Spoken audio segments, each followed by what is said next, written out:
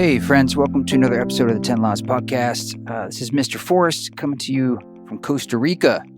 I am out in the field, as it were, recording this introduction. I've been here for the last little over a week at a place called Reunion Experience. Rod and I were facilitating a week of a psilocybin retreat with 2 ceremonies. In addition to that, she was leading things like yoga, and we also had I got to do a little bit of a concert in between there and breathwork sessions. Even got to share a little sneak peek of the Music for Mushrooms documentary rough cut we're working on. But I feel very blessed and very grateful to be here, and grateful to all the brave souls that came and showed up.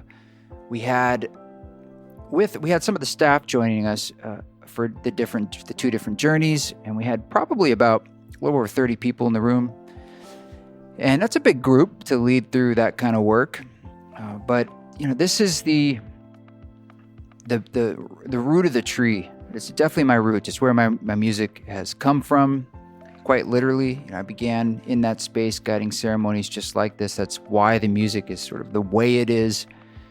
And it's taught me a lot about creating music, and the mushrooms being my own muse. And it's like I said, it's the roots. So it's important for me to continue this work and to be in touch with this.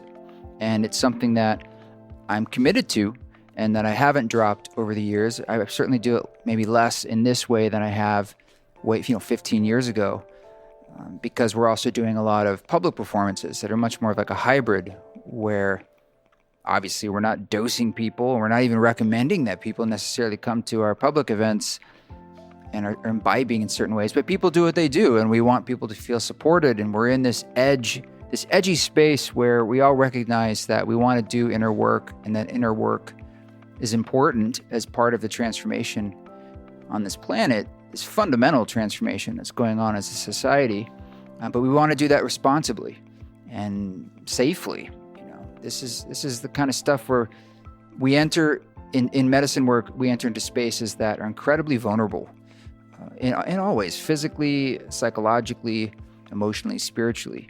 And so we have to handle that and care for that with a lot of, tenderness and care.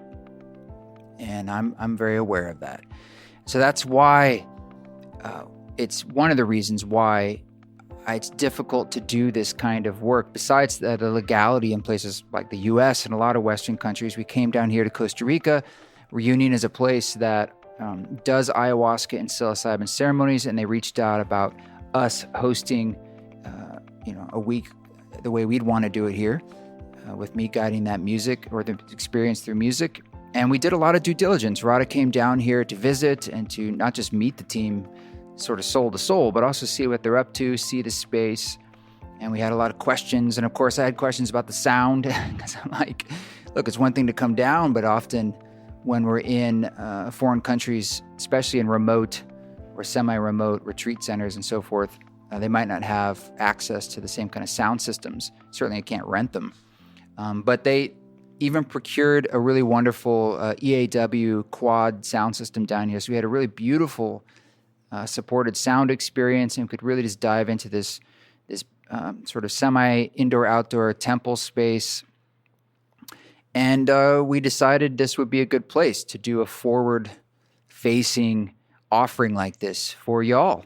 And I know it's not something that everyone can do on multiple levels, whether financially or just even be able to take that kind of time off, or if you're interested in that. But I think it's part of the pieces that I want to offer in the world. This is at least out there as an offering where you're fully supported.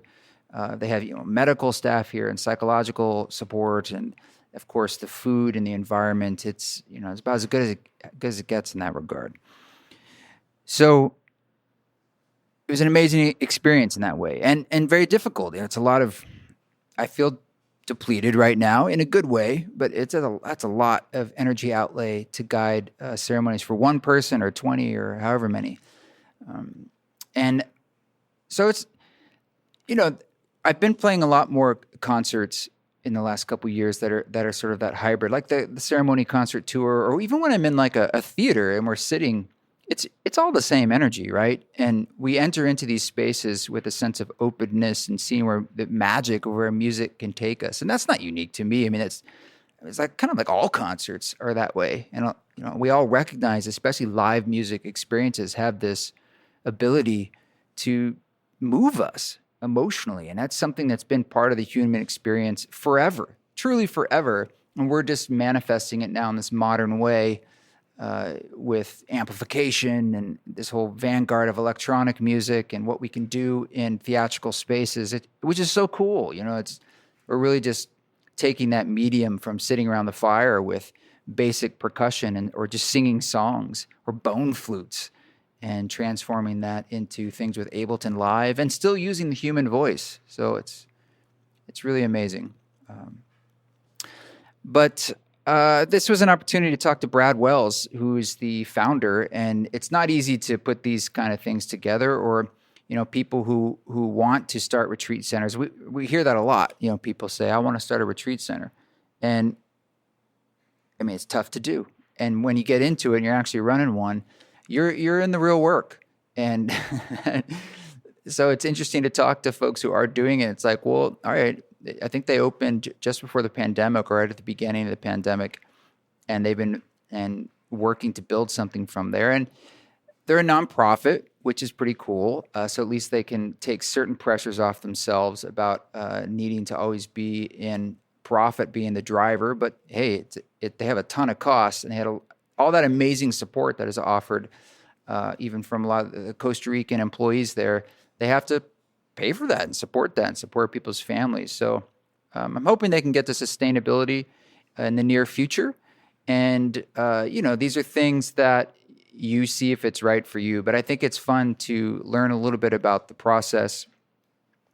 And I do record these ceremonies as I record the ceremony concerts and all my concerts live, because those live spaces is where I get to create or sort of where I should say the content for my ceremony albums comes from.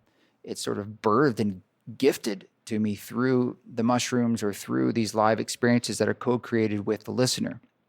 And in that way, it feels very different if I were to do that alone, like in a studio. Even if I was still improvising and playing the same style of music, there's something important about doing that together, and the reciprocity of the listener and the performer, and I'm listening to the listener, and that's like their performance in a way, and it creates something. And sometimes there's moments in there, waves of, I don't know, creativity or inspiration that are beautiful, that they can then be shared, essentially digitized, and put into some kind of album that can then have its own life, sort of like the Music for Mushrooms album, or albums like In or Crystal Starship, Prana, Music to Die To, Music to Be Born To. So I'm working on essentially a follow-up to the Music for Mushrooms album, sort of volume 3 of a soundtrack for the Psychedelic Practitioner series. And that's going to be part of the soundtrack for the documentary we'll be releasing this year called Music for Mushrooms as well. You can go to musicformushrooms.com. There is a website. We'll have a much more fleshed out website for the film this year, but right now it's just to get on our the community newsletter to get updates about that as we unfold in many different ways this year. But yeah. And of course, I just want to say thank you to our Patreon. We've had some really beautiful signups over the last week. That support is really amazing. Goes directly to this project to cover the costs of both this podcast, but also support the entire East Forest project. So thank you to everyone who signs up, all of our different tiers over there. I offer things like recordings from these ceremonies that I don't release anywhere else. There's lots of long-form content there, as well as demos and all sorts of other things, including our monthly Zoom council, where I do a live music meditation. And we get to converse and meet as a community. We've had a beautiful community over there for several years. Check it out, patreon.com/East Forest. And yeah, lots of other things coming up. But want to say thank you, and we'll dive into this conversation now with Brad Wells.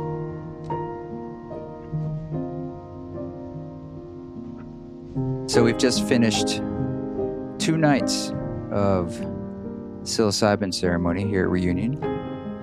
And I thought last night was really beautiful.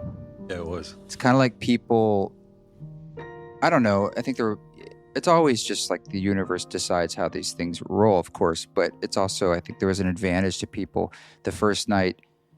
They get to sort of understand, even me too, understand the flow, and we work out some kinks energetically. And I felt last night people dove in a way that was really beautiful. Yeah. It was nice to have a night, take a night off, Mm. and then do a second one. Yeah, Tuesday and Thursday in a Sunday to Saturday retreat. No, yeah, Yeah, Sunday to yeah. Saturday.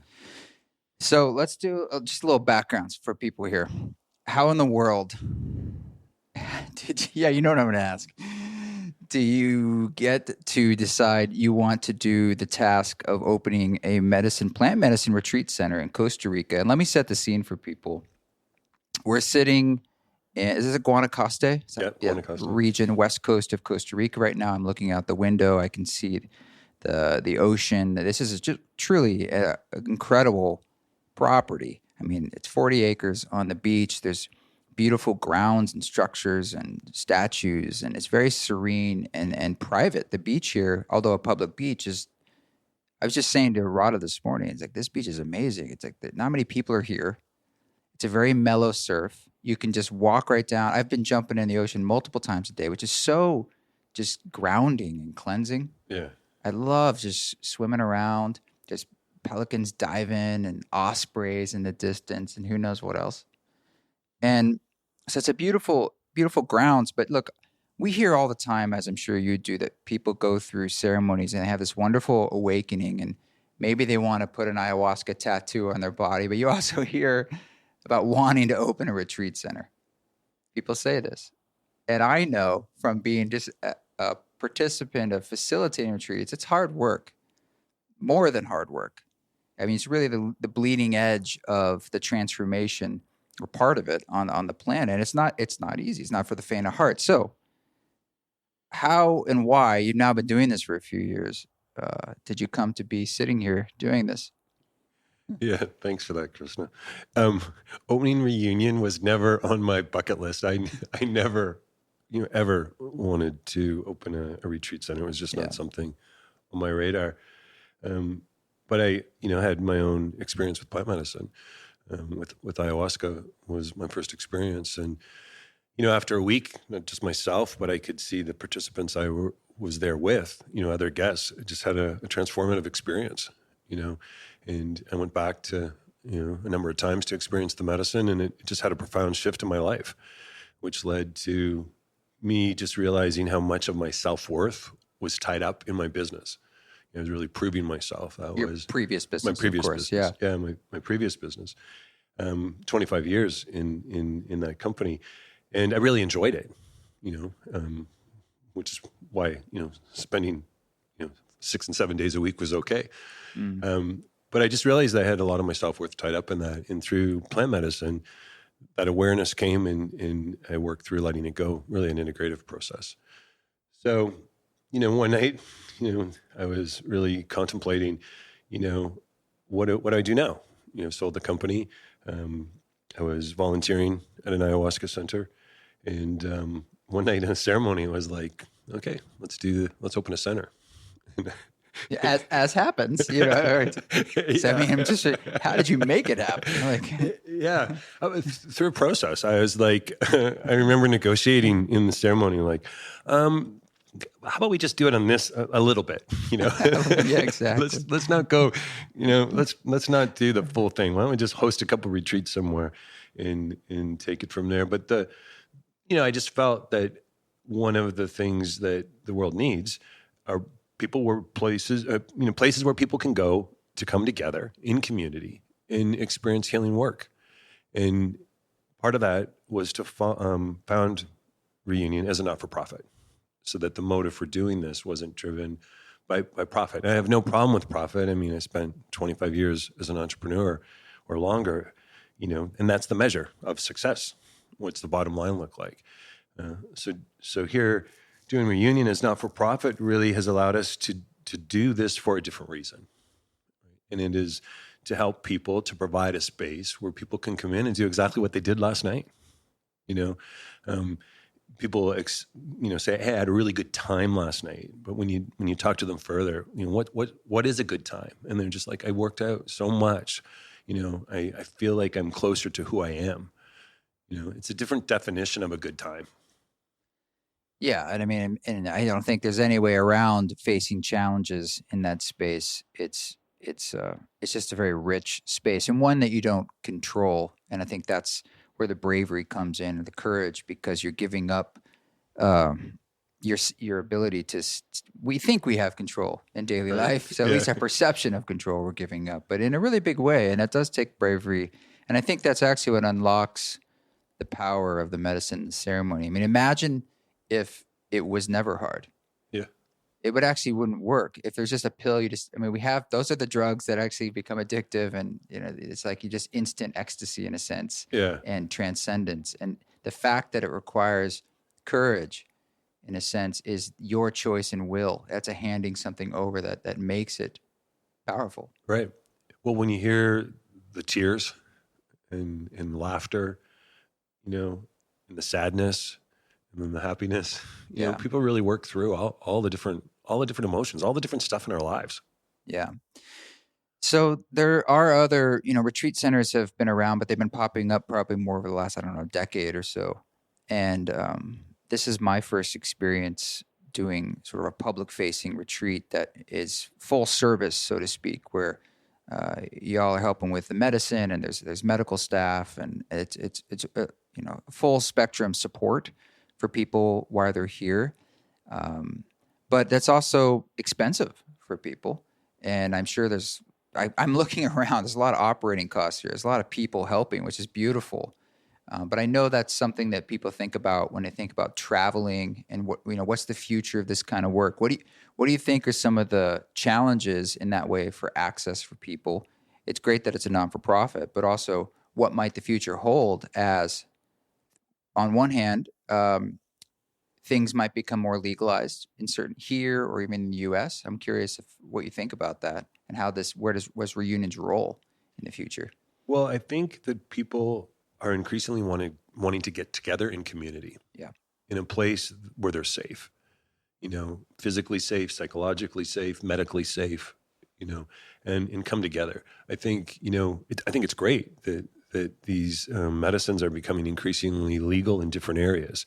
And a lot of them are, more therapist, patient, and that works. It's often the most available. Mm-hmm. What we're seeing is people still want to come together and sit with 25 other people and feel that community. And one of the things we do here is in that indigenous, we follow the indigenous lineages, especially for our ayahuasca, and it is about healing in community. It was never a one-on-one shaman in so villager. It's only group journeys. We only do group journeys. Someone can't call and say like on the side. Yeah, we're not one-on-one. We don't have therapy rooms. That's just not who we are, mm-hmm. Right? We have a temple. We do this together. We do the ceremony together like we did last night, and then in an hour or so, a sharing circle afterwards for people to really come together and connect with their experiences. Are all of your experiences like a week? Yeah. Wow. Yeah, we do Saturday. That's a Saturday commitment. to Saturday. I mean, it's really saying like it's all or we don't do it. It's like you're really spending, because it's luxury, but there's so much benefit to like having time to drop in and just let all your, decompress from everything of your life before you get into the ceremony space. And then conversely at the end, too. It takes a day or two, right? People are flying, people's lives are busy. We really encourage people, we have great Wi-Fi here, but this could be a good chance to let all the electronics go and take some space, some time for you. Yeah.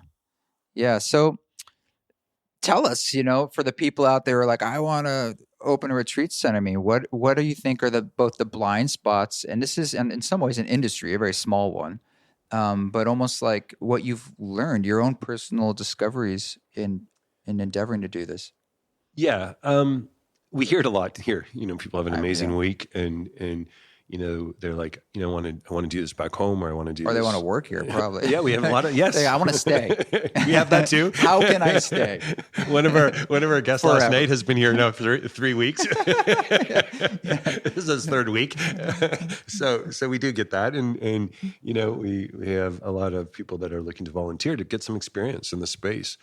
But yeah, I do hear a lot, want to open a retreat center, and I'm highly encouraging of that, right? There's 8 billion people in the world, and these medicines, becoming increasingly available are only going to help. So one of the things that our language around this is we don't consider other centers competitors. We call them other providers. And, people have followed up and asked questions. What about this? How would you do that?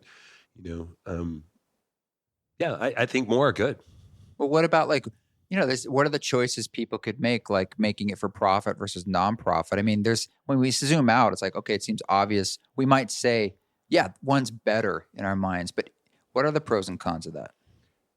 The reason Reunion is a not-for-profit, from my perspective, I'm doing this for something different than I've done before, right? So I have no problem with profit. I mean, and here we have bills to pay, but I'm not doing this for money being left over at the end of that. I almost view this as a bit of a sabbatical from what I've done before. And the opportunity here is to do this work without trying to make money as the result. So when I appreciate it when I'm talking to a guest, when someone asks me, back home, what is it that you do? I can tell them what I do and how we're doing it without trying to sell them on coming, so that there's a money being made at the end of it. Right. So it changes. What I hear from guests, the feedback I hear from guests is there's no upsells here. There's no rebooking team. But you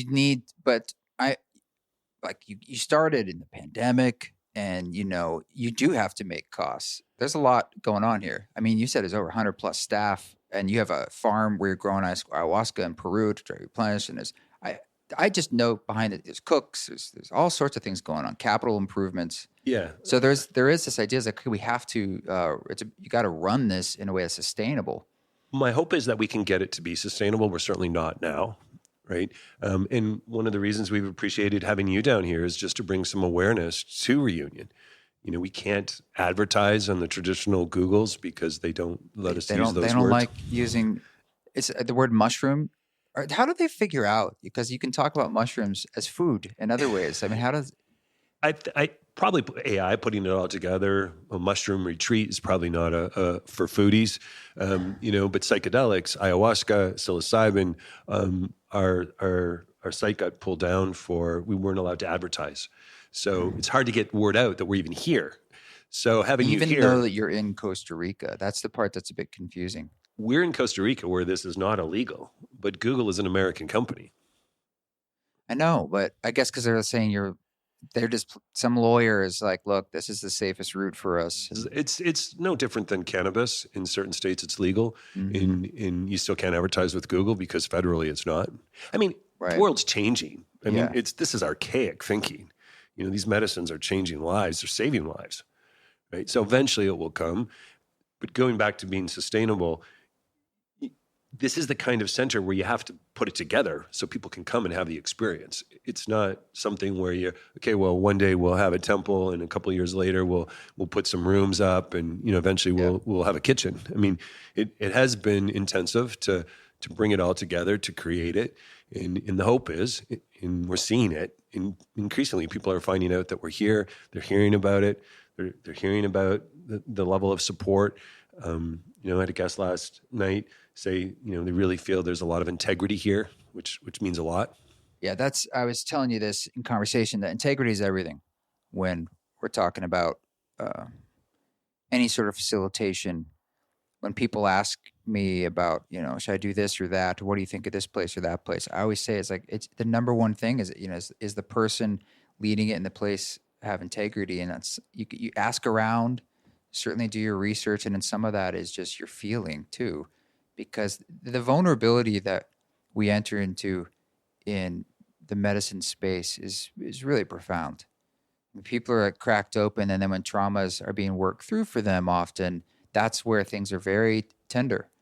And it's important that it's critical that the people who are holding that space have integrity, because there just isn't very much room for, mess. And it can get messy very easily. Yeah. Well, you tell me, you've been here a week, you've heard from our guests, certainly open to suggestions or ideas if there's things that we can improve upon. You've been to different places. What's Well, your? it feels like people have integrity. I mean, heart's in the right place. I mean, that's step one. I don't know how other ceremonies are run. I do have one question. I was curious, like what you do about music or how, because you do ayahuasca and psilocybin here. Right. And so I know in the traditional lineages of ayahuasca, of course, is the Karos, and I'm assuming that the shamans you're working with are singing songs. Yeah, they Right. are. So that Yeah. part I'm like, okay, I kind of understand that. But I was curious about the psilocybin. Tell me a bit, actually, because I have my way that has developed internally and out externally from 15 years ago, and that story has been told in my podcast. But I'm curious, like how are the other psilocybin ceremonies run, like sort of mechanically, like. Very similar to what we would have experienced last night, with a lot of East Forest music mixed into the So, playlist. well, we're just there, It's like a, someone's playing music that's there would recorded be a as opposed. playlist. Yeah, we have certain playlists. If we were to we do 3 psilocybin ceremonies in a week here, we would have a different playlist. Some common songs. One during the day that we do have a different vibe to the music. But yeah, very curated list of songs that we play for, because music being so important in the journey, right? And yeah, a lot of East Forest gets mixed into that. I mean, the music's great for psychedelics. Differences last night, it was all East Forest, so And live and live and improvised. Yeah. yeah, it was beautiful. But yeah, so it would be similar idea, similar feel in the temple. Just try to hold the space the same way, support the guests in the same manner that we've been doing this week, and just a different level of music, different music. But it's primarily guided, like once you imbibe the medicine by the music, and people are in the circle in their space, and then it. I mean, is there any other differences? No, not a lot, right? I mean, really, it's about holding space, making sure people are supported, making sure people are safe to really go in and do their own work. Right? So what we do here is really provide a place where people can go into this, Yeah. and let the medicine do what the medicine's going to do. To your point, it's different for everyone. It's different every night. So we don't try to direct that or create a certain feeling or expectation. And quite frankly, the same with the ayahuasca. The indigenous elders that come here and do this work are really there supporting the guests and in allowing the medicine, holding space, keeping from an energetic perspective, keeping it the container held tightly. That's what we do. Have you been able to find any lineages or traditions with psilocybin in Costa Rica from Costa Ricans that you No, could bring in? not certainly not in the way, not in the way that we would see with ayahuasca, where it's, thousands of years of There's indigenous. some of that still in Mexico. I know that's the closest I could think, and it might be around, but it's interesting how those lineages are a bit less present or public. They're certainly less public, primarily around the world. But that crossed my mind. I thought about cacao because you've done some cacao ceremonies Yeah. here. I guess you do work with, that's another medicine. Yeah. And I know it's grown here, cacao, but I wondered if that was indigenous actually. We get our cacao grown locally, organically from a family farm here Yeah. in Costa Rica. So definitely the cacao is local. Yeah. Yeah. But as far as like an indigenous lineage that would sit with psilocybin, not that we're aware of. Yeah. It's curious. I don't know, to be honest. This how far that or what, because it probably goes back when I think about Mayans and Aztecs, and that was probably quite widespread, a lot of the practices, but I don't know. I know everything grows everywhere. It grows here for sure. Yeah, definitely grows here. So, what do you think are the differences? Let's speak about psilocybin particularly, because the practices around that ceremony are varied around the world. And what are some of the pros and cons of working, say, let's say you're in the States at home and you've procured or even grown or found your own psilocybin mushrooms versus and working with yourself or with a friend versus coming here? What we found here, and I think, as I read the research, it's supported that the set and setting is really important to the journey experience. And what we try to do here is provide a set and setting that people can go in and do this work where they feel safe, where they feel supported, where the music's there, etc. And I'm sure that kind of environment can be created other places. I guess when I'm asked about doing this individually, I'm always, you want to make sure that there's a sitter, that there's some qualified people with you, that you're just not going deep into plant medicine or a psychedelic experience and not being supported. Because you have medical staff here and a whole clinic, which on a level of like feeling like, okay, that's covered just in case in super outlier situations. Do you have, what about beyond the facilitator themselves, like sort of psychological support if someone feels they really need that in the moment or maybe like the next day? Yeah. Well, we actually have, a doctor of psychology. We have a psychotherapist, two on the team here to support guests. Usually a lot of that's done pre and sometimes post. People need the extra support. So what we do at Reunion is really, that ground between the indigenous and the sacred and modern modalities in science. We try to bring those together. So there is a medical clinic. We're licensed here. We do have psychotherapists and people on the team to support the guests. What if what's your internal process been over the years? Like, what are some of the struggles that come up for you personally when you kind of go through? Is it parts where you're like, man, this is really hard, or it's like, what are the things that cause you to be like, these are the things I've had to overcome? Yeah, we opened in 2019, and you go back to the question about opening a retreat center. It's a lot of work, right? We opened in the middle of the pandemic. The place was extremely run down when we were able to purchase the property, and it's a lot of work. Yeah. And especially I wasn't in this business, so maybe if you had a hospitality background and you were used to, that you'd have a better understanding. So it took a lot of work. That's why we have the team that we do, bringing people together that can support us. We have almost 128 people, at Reunion. And Wow. It's to pull together the level of support we need for the guest. Yeah. Yeah. But still, for you personally, like, Yeah. what's the things that sometimes you've sat there in the middle of the night, like, oh man, like, my question sometimes is like, sold my company. I have a retirement home, and then I was like, I'm not spending a lot of time in that retirement home, right? I was just gonna hang out. It's not far. It's in the U.S., not far from the ocean, and I'm not there a lot. I'm here quite a bit. you basically live here. I definitely call Reunion home. Yeah. Yeah, this is my home. Yeah. Yeah. And we have a lot of people that call this home. We have a lot of people that live here on the grounds. Most of our facilitation team live here. Yeah. I noticed that. It's really nice for them. It's an awesome place to live. Yeah. Well, it definitely fosters a sense of community, right? I mean, we need our own space, and after a full week, people need to be able to, spend time and regenerate and bring themselves back refreshed. But yeah, it's nice. There's a sense of community. And we say that to guests, like this isn't a hotel on the beach. We live here. This is our home, and we invite them to make it their home as well. Yeah. Yeah. So what, aside from opening at the pandemic, I mean, what have some of the challenges been that you've had to overcome? Well, we're on the ocean in Costa Rica. For some reason, I had in my mind, it's Central America. This should be easy. You should be able to come down and build some buildings and change things around. To their credit, really, in Costa Rica, it's a highly, highly regulated country. I mean, every tree in this property has a tag on it and numbered and marked. So every tree. Wow. One of the guests asked, "What's that tag?" And every tree gets marked, and before we can cut down a tree, we have to make sure it can be cut down and get a permit to do so. So to put up some buildings, to put up the temple, to do these things is a lot of red tape because we're so close to the ocean.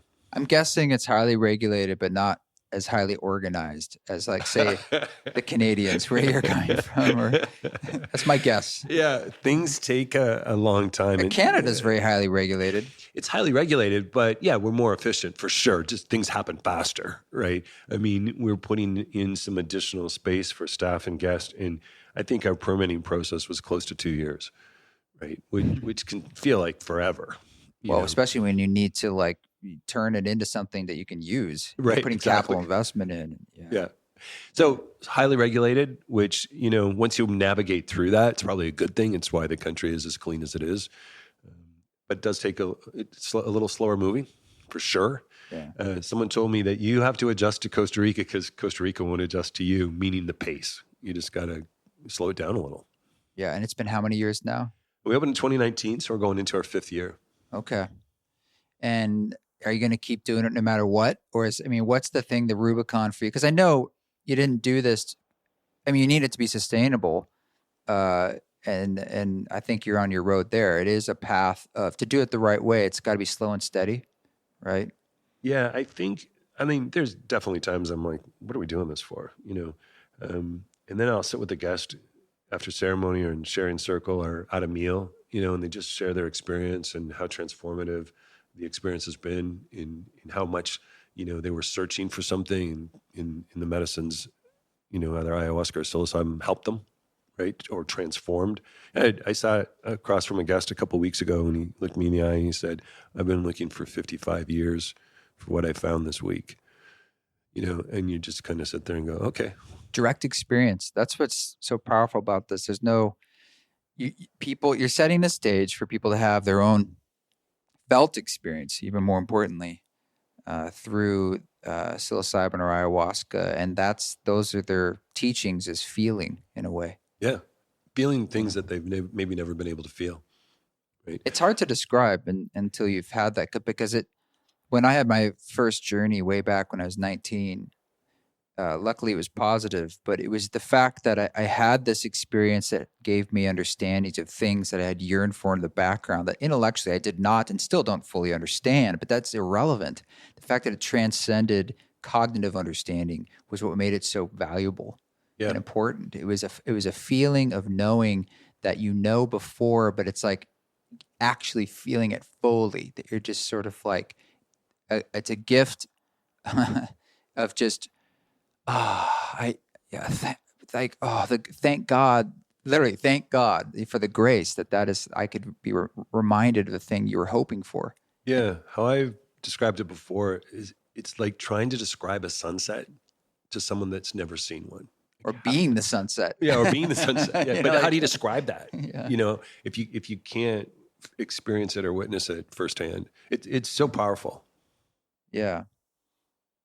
Yeah. It's, I have the same feelings too. I mean, all the time of like, why am I doing this? Or not why, but like, should I be doing this? Or, man, this is really hard. Or this is a crazy way to like make a living. Yeah. It's just like, there gotta be easier ways. But also at the same time, I feel like, wow, what a privilege and how amazing, it always hits me at moments you zoom out and you're like, how did this happen? And then you think it's really beautiful that I have this opportunity to be just in a role. You're role playing in a sense for people for all of us, because it does the same thing for me. If someone else is feeling infinite or they're feeling these insights, I'm feeling them too, just because they're feeling them. Yeah. Just because when you help someone. Well, that's a shared experience. Yeah. Yeah. They're describing what they've been through with you the night before. Now, it's a real privilege and a blessing especially today.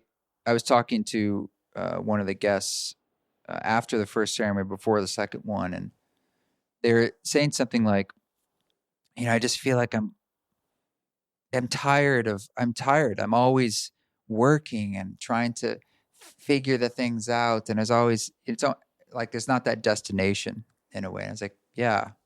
And I could say different things about like, well, a friend of mine, Court, says all choices are valid and everyone graduates. Or it's this endless blossoming that there is no destination and there's nothing for you to learn. There's nothing to earn. You already have it. But they're like, but why do I feel like I need to keep learning things? And I was like, well, the mystery is called the mystery for a reason. Right, yeah. It's a campus, Earth, but it's also like you've already graduated, but but yet we all will.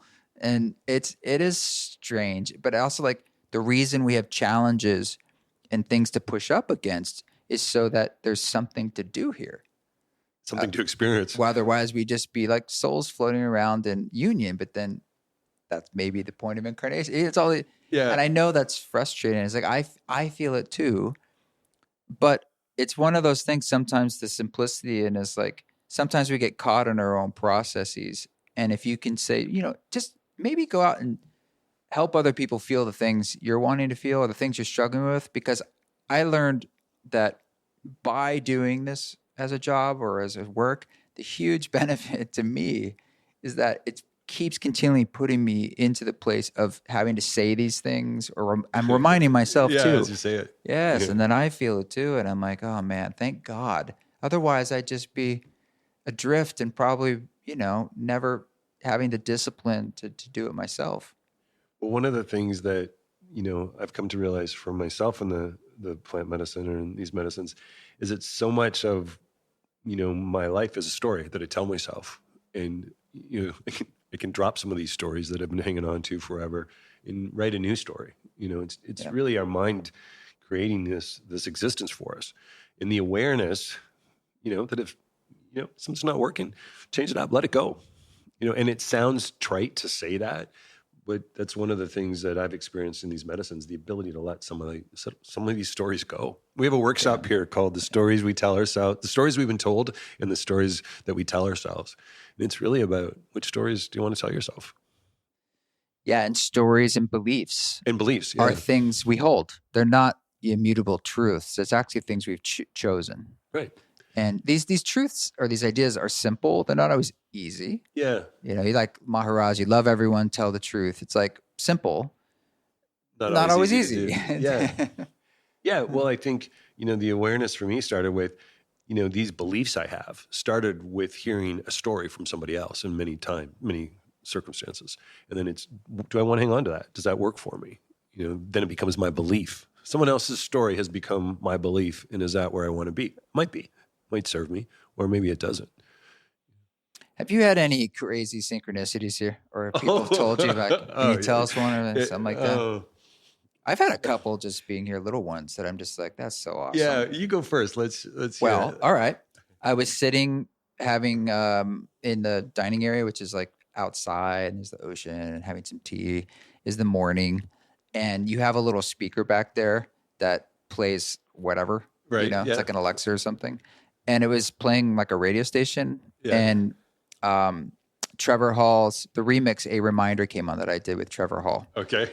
And Trevor's on, and I was thinking about him, and then I was just having this whole little reverie about Trevor. And he texts me. He doesn't text me that often. He texts me in that moment about a question about something, and I said immediately, like, dude, I was literally not like 5 minutes ago, like right now thinking about you and this. And he's like, oh, wow, man. And then as I'm writing that, and he said, and I said, it just feels like he and I both have a connection to Maharaj. And I was like, Maharaj, man. And as I'm writing that, I think someone else came up, one of the guests, and walked by and said something to the effect of, I just heard your story about meeting Radha and Maharaj and how it was all involved. And they said, there's so many synchronicities going on. And I was just like, oh my God. So I wrote him, dude, and now. And I said, Maharaj. And he's like, Babaji. Yeah. And it's just sweet. I don't know. It's just sweet. Part of the synchronicities, part of the connection in the reason that we reached out to have East Forest here is your connection with Ram Dass. And that's been a big part of my spiritual. You've got a Ram Dass quote when you walk in the front door. Yeah. Well, which is we're all just walking each other home. Yeah. And that is the ethos of reunion. And I love the word, we are all just walking each other home. There's a humility in that. We're doing this together, right? Yeah. So it's not, you're coming here to be walked home or, we're doing it together. So that connection, was the reason we reached out. It was your music with Ram Dass that connected with so many of my own ceremonies. So having you here was a real thrill from our perspective. Yeah. Well, thank you for the invitation. I think I told you when you reached out that we get invitations to do forms of ceremony. It's like 99% of them don't work out, mostly because we usually proceed and ask some questions. You start asking questions about what what it takes, and well, we need to do this, and have you considered that? And most people are like to think that sounds like a lot of hard work. I was just thinking about we get together, you play some music, and even like the sound system. Yeah. I mean, down here it is usually not great sound systems. You certainly can't rent stuff very easily, and it's difficult to even buy things. And that's one of the first questions. Well, not first, but one of the questions we asked was, let's talk about sound, because everything I'm playing for the most part, is coming out of speakers. So they have to be of some kind of quality for the experience to work. And you were down, man. And I still was like, are you going to be able to get this stuff? And we had this beautiful quad system. So we had 4 speakers and some subwoofers and great EAW speakers. And I I hope you felt it, but it made a huge difference. The sound Huge quality difference. was amazing. Yeah. Yeah, I mean, don't regret that. That was a big investment for us.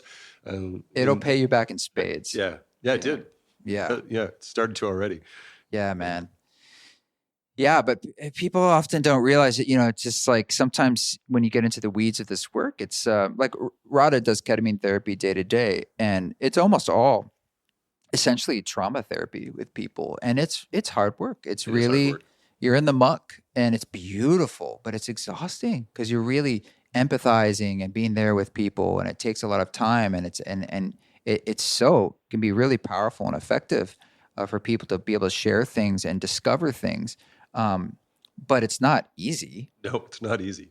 You know? I remember one ceremony, myself, I'm sitting there and I'm in the restroom and I'm like, oh my God, like, is this all about trauma and the things in my life that didn't go well? And I was just like, where's the where's the happy times? Where's the birthday parties? Yeah.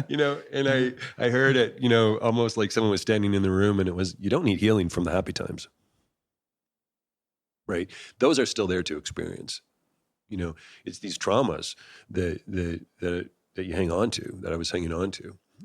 Working through that's the work part that you had suggested earlier. It's not easy to go into some of these things. And when Rada's doing these therapies with people, they're dealing with a lot of stuff, tough stuff.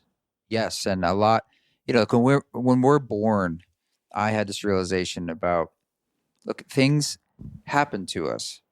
Lots of things that, and that has influenced the choices that we've made in our lives, and that creates karma and traumas. And then here we are today with all these choices we've made. But really going back to the beginning, like, that's not your fault that things happen to you. And it happens to everybody. All these different things happen to us that affect, and it's a lineage of choices that we pass down from generation to generation. But the kind of compassion we can have for each other, like, look, all the choices we've made have that kind of contact. It doesn't absolve us from our responsibility of making those choices, but it's the idea that they have a root. They have a past. They have an influence, and it's not like we're doing this in a vacuum. Right. Yeah. Yeah. And I think what a common theme I hear is people are coming here to experience life to their fullest, to its fullest, and it's possible. Yeah. And it's happening. And it's more full today for a lot of us than it was yesterday after last night's ceremony. Yeah. Yeah, it's a really beautiful vibe right now. Yeah, it is. Yeah. Lots of smiles, lots of, people just open hearts and in gratitude. So you've drank a lot of ayahuasca. Tell us maybe one or two of the weirdest things. Have you ever hung out with some massive praying manti, or just like, I can't believe, like, maybe even stranger, it's like, it made no sense that, like, you and Cher, or who knows what. Yeah. I didn't understand it at first. I grew up in a very religious upbringing. Christian, you start Catholic? Catholic, yeah. So, this was all, considered to be cult, and not the path. There was only one path, and that was this religion that I was taught as a kid. So one night I'm in an ayahuasca ceremony, and I'm like, wow, there's a lot going on. I'm kind of seeing a different dimension than this reality. Kind of seeing a different dimension. Yeah. And at one point I'm sitting there and I'm like, now how many of these people standing around me are really here, and how many are just here? And I couldn't tell the difference. Raise your hand if you're in the third dimension. Okay. Who's in the fourth, fifth? Okay.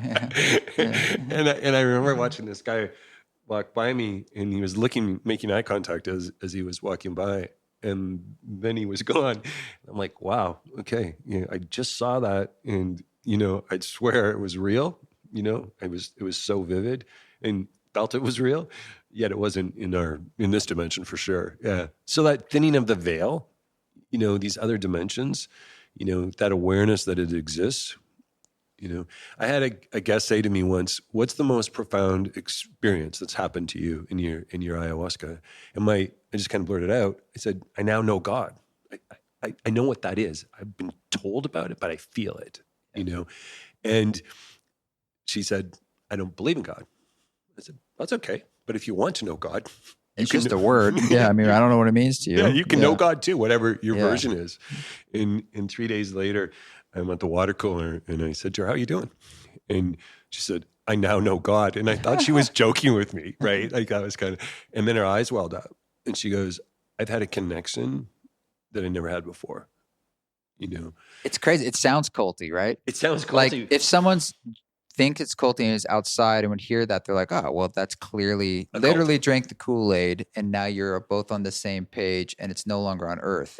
And when I get asked that, how do I know this isn't a cult? My response to that is at reunion, it's about coming back to yourself, reuniting with who you are, listening to you, following your heart, right? And that's what we support here. If that line gets crossed, that one of us is telling you how to live your life or what your next step should be, that's where the cult is. That's when it's time to not be at the place. Listening to yourself, coming back to yourself, that's not a cult. Question. Is there anything you do or have you thought about this much, how we can take that inner work and help it manifest into others in a sense of community in the world, as opposed to spiritual narcissism, or also sort of the extractive nature of just like, well, I just want to use this so I can be more efficient in capitalism, essentially, because we have a problem right now of the way we're living is clearly not sustainable. We don't need to just be like, let's make Google more efficient, Yeah, and there is with these medicines right now a bit of the idea that I'll become more efficient. I'll have my creativity. Like I just sparked. want to be a better meditator so that I make more money, or so to speak, Right. or I'm a better I'm worker. going to be able to 10x my company with the help of these medicines. We try to make it clear to guests that's not who we are. Like this isn't that experience. This is people really looking to connect with themselves, a transformation, personal growth, that type of thing. But we do have people come here and it starts out with a 10x experience, and that may happen, right? As a result of doing this work. But I think a lot of people, what they get out of this most, Krishna, is the coming back to themselves. And then how that leads next in their life, it could be a 10x of your business. It could be, the partner of your dreams. These things can come out of these experiences, but what we try to do here is just hold space for them to experience what these medicines can do. I do believe that change happens only from the inside out, and that's how the world changes. And so that is, in a sense, step one, and why inner work is critical. Right.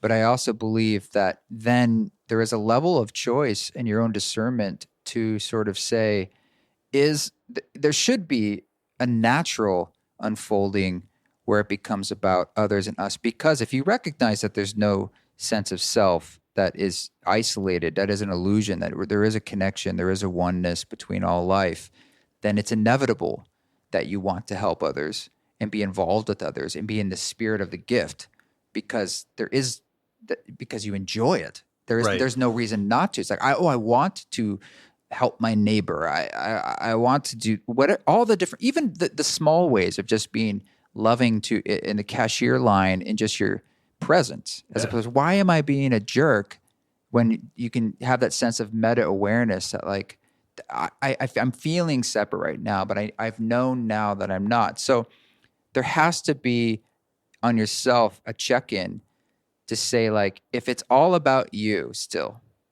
in essence, that's what your concerns, there might be still some work to do there. Yeah. And I think that all about me is a process of letting go. For me, it hasn't been a single journey or a single week. Yeah. It's been a journey, and letting go of, the me part of this. It's a journey, right? Yeah. And I think the benefits of being on that journey is the power and the ability to connect with others, in experience nature in a different way, experience life in a different way. And it does change. I hear from people all the time, I flew back differently than I came here, It was just different, Right.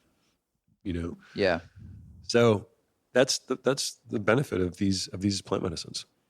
What do you think for retreat centers in general is the thing they could do to help like steer that process? And like, do you do much for with I was just integration, going to say, yeah, integration is really or how do important. you do that when people are essentially leaving? Yeah, well, we have a follow-up program afterwards where we Okay. connect back with guests. You know, everyone has an integration program. Some of it's emailed, some of it's online. We have community calls where people that have been here can check back in.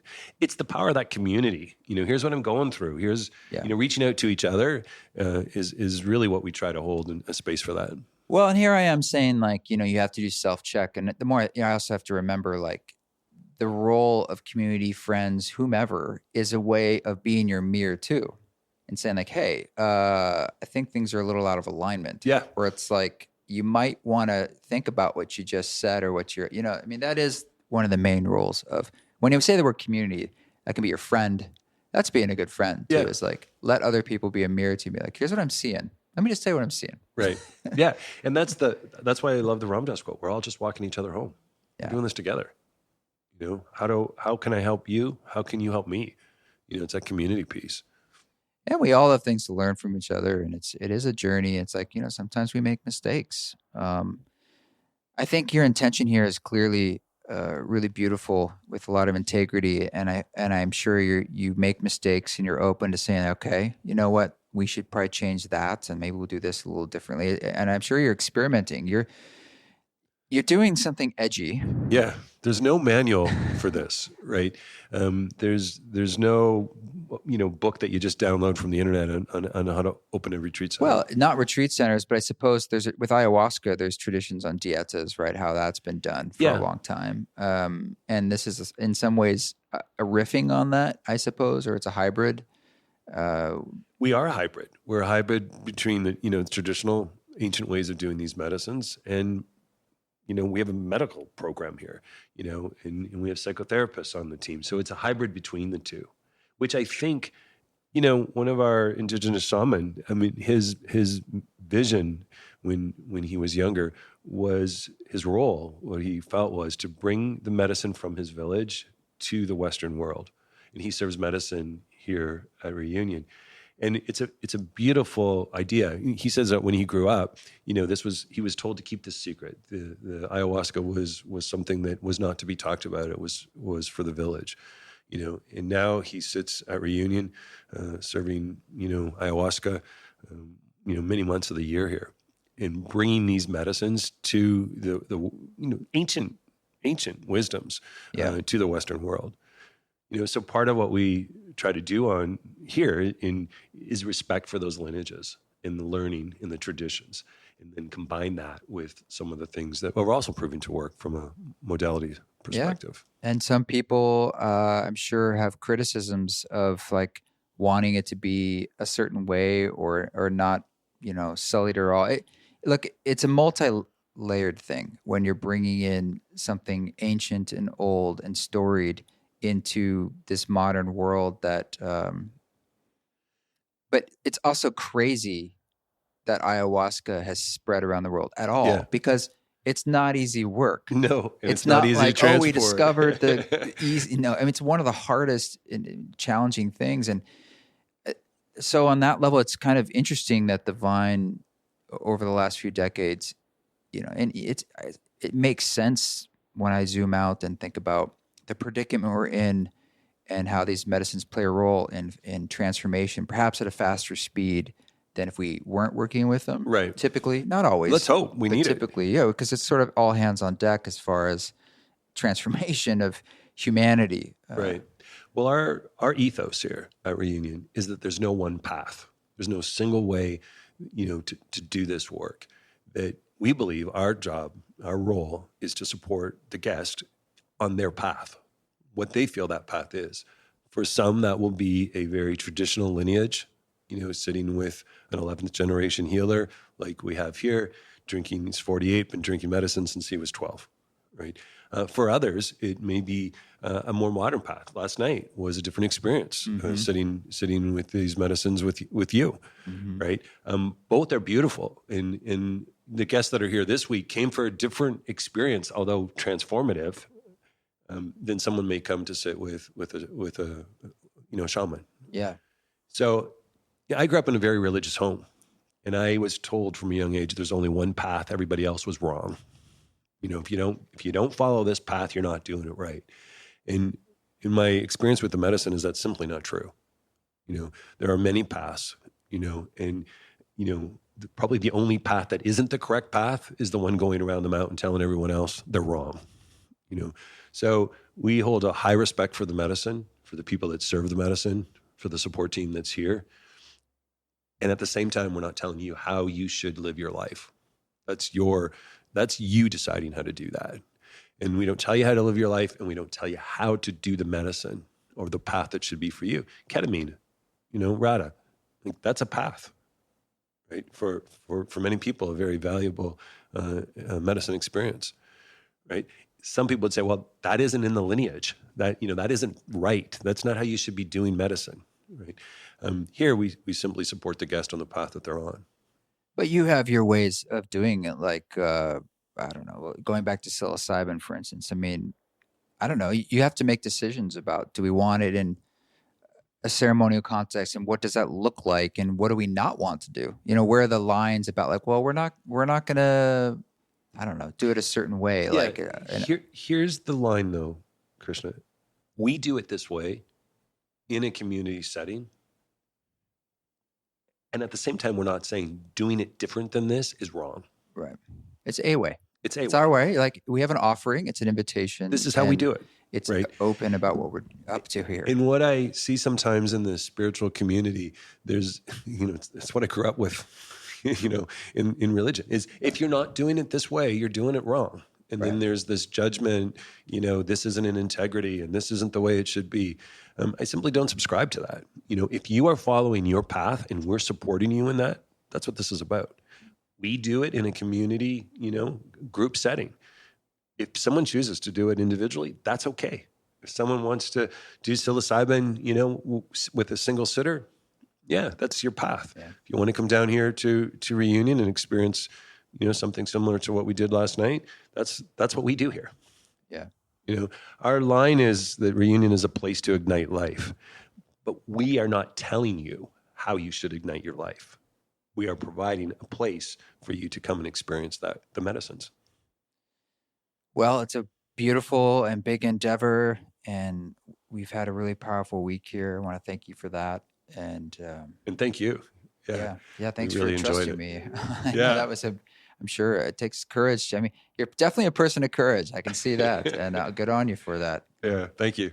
Yeah, and anything else you want to add, or people? No, just really a sincere thanks to you and the work that you're doing and getting this word out there, and your music. Really just so much of the journey with these medicines or with psilocybin can be with the music component to help guide, and to RADA too. It's great to have you both down here for the week. Well, people know I believe in music. Yes. And the power of it and the role of it, but we don't have to believe we heard that. it last night on that sound system. It was amazing. Thanks, man. Good to talk. Yeah, you too. Well, thanks, Brad, for taking some time, and thank you for hosting us. It's just, you're very generous with everything, and it meant a lot to us. And that kind of invitation is what allowed us to step into that experience and allowed other people to also have the courage to step into it and come down, and hopefully more to come. This music you're hearing in the background is called Seabed, and it is off the music for the deck of the Titanic, the deluxe edition, which was just released. I released 5 more tracks. So there's now a deluxe edition of the music for the deck of the Titanic record, wherever you listen to music. I mean, that went from 11 tracks to what? Now we have 16. So I don't know, 45%, something like that, more tracks, if you're a math person. But some of them are like I think there's 3 of these piano solo tracks. There's another one featuring Mary M. that's super cool. She's singing in Wolof. That's the Follow Me track. And there's another one called A Walk-In. It's about like Court. My friend Court has this phrase about a soul walk-in, like you've had a soul walk-in in your incarnation. and I wrote a little song about that. And check it out and let us know what you think. Appreciate you listening. Appreciate all the support. Again, thank you to our Patreon members, patreon.com/eastforest. Many ways to support the project there. And y'all keep walking that walk. Don't take any shit, but if you do, do it with grace.